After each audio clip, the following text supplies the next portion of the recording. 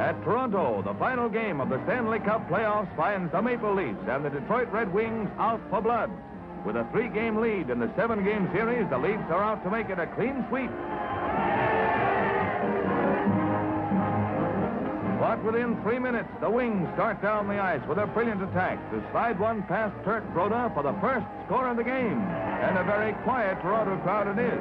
But in the second period, the fourth-place Leafs, underdogs in the series, take the offensive and keep the puck milling around Detroit's goal.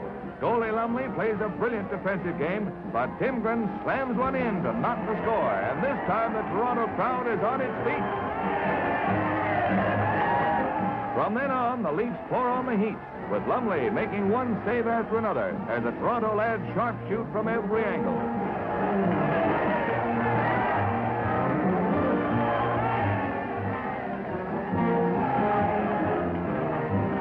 The Stanley Cup winners of the past 2 years are out to make it 3 in a row, and their defense is ironclad, with Broda living up to his reputation as goalie of the year.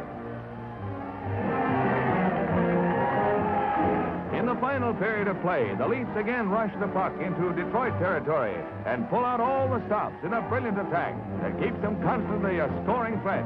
Finally, Timgren passes to Bentley, who slides it over for the final tally and a 3-1 victory. Clarence Campbell presents the Stanley Cup to Ted Kennedy, captain of the Leafs. Again, the hockey great for the year.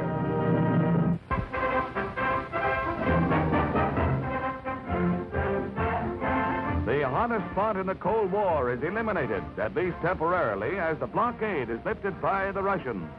Allied vehicles await the removal of the barriers and the signal for the dash to Berlin. With the opening of the gates, a new chapter in post-war history begins to unroll down German highways. Just 10 months and 23 days after the capital was sealed off from the ground, traffic is rolling toward Europe's #1 trouble spot. It's a day of triumph for a band of men in the airlift who kept Berliners eating while they were held in an iron ring. In American and British zones, there's rejoicing as the links are reestablished and Western ground movement unites a section of the country that has just adopted a constitution that is firm in its stand against communism. The first travelers in almost a year to enter Berlin by train symbolize a diplomatic victory of the First Order for the Western powers. As trains roar out of Western sector stations, the world looks anxiously toward the four-power conference of foreign ministers in Paris to resolve the East-West differences in all problems relating to Germany. The conference may well settle the immediate destiny of Germany or decide whether it is to be a permanent battleground of ideology.